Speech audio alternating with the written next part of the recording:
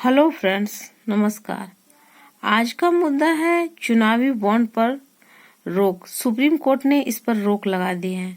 तो चुनावी बॉन्ड क्या होता है, ये सरकार में कब आई, आइए विस्तार पूर्वक से जानते हैं।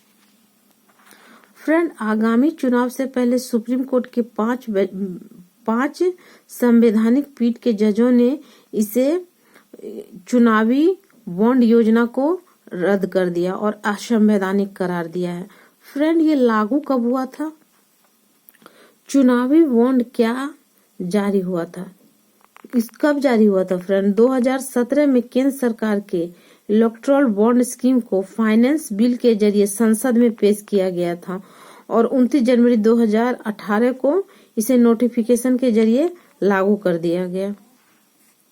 ये जो चुनावी बॉन्ड है, ये बिल्कुल पारदर्शी नहीं है, यह सुप्रीम कोर्ट का कहना है। यही कारण है कि सुप्रीम कोर्ट ने इसे रद्द कर दिया। यह योजना 6 वर्ष पहले शुरू की गई थी और मुख्य न्यायाधीश DY चंद्रचूड़, न्यायमूर्ति संजय खन्ना, VR गवई और JB पारीवाला और मनोज मिश्रा की बेंच ने इसे असंवैधानिक करार देते हुए बॉन्ड है उसको रद्द कर दिया। साथ ही SBI को 12 अप्रैल 2019 से लेकर अभी तक जितने भी ब्यौरे हैं, किस पार्टी को कितना धन दिया गया और किसके नाम से आया है, उस सारे का डिटेल्स इसे अपने साइट पर लोड करने के लिए कहा गया है।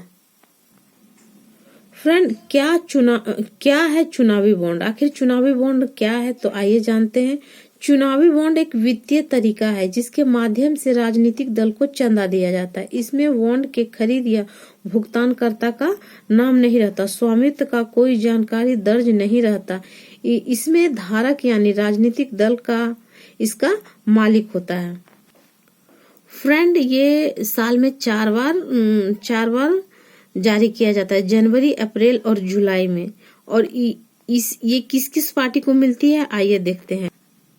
कौन से दल पात्र होते हैं? वैसे राजनीतिक दल जो लोग प्रतिनिधित्व अधिनियम 1951 की धारा 29A के तहत पंजीकृत होती हैं, पिछले लोकसभा विधानसभा में डाले गए वोट के कम से कम 1% वोट हासिल किए होते हैं, उसे ही ये बॉन्ड जारी होता है और वही राजनीतिक दल भी पंजीकृत होते हैं।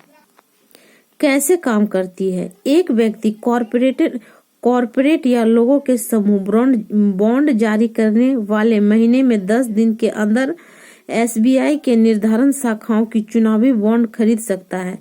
15 दिनों की वैधता वाले 1000, 10,000, 1 लाख, 10 लाख और 1 करोड़ के बॉन्ड जारी किए जाते हैं। यह बॉन्ड नगद में नहीं खरीदे जाते, यह KYC फॉर्म भी भरा जाता है। सरकार इस नियम को इसलिए लाई थी, इस योजना को, कि ताकि वोटिंग जो होती है चुनाव की फंडिंग में, उसमें पारदर्शिता हो। बट ऐसा नहीं हुआ। क्या मकसद था? चुनावी फंडिंग व्यवस्था में सुधार के लिए सरकार ने बॉन्ड की शुरुआत की थी। दावा किया जा रहा है कि पारदर्शिता बढ़ेगी और काले धन की जगह साफ सुथरा धन आएगा। सरकार ने कहा था कि दलों के जाने वाले चंदे व्यक्तियों के आधार और खाते के जरिए मिलेंगे। इस पारदर्शिता बनेगी। इसमें जितनी रकम दी है उसमें पूरा छूट मिलेगा। बट फ्रेंड, सुप्रीम कोर्ट इन सब दलीलों को खंडित करते हुए चुनावी बॉन्ड को रद्द कर दिया। और ये चुनाव के माध्यम से एक बहुत बड़ा संदेश है सभी के लिए, किसी पार्टी या किसी नेता या विशेष दल के लिए नहीं है।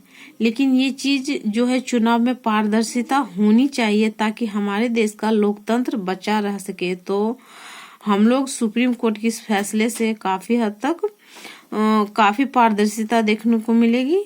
और आप पढ़ते रहिए और अपने एग्जाम में लगे रहिए। और इतना कहकर धन्यवाद।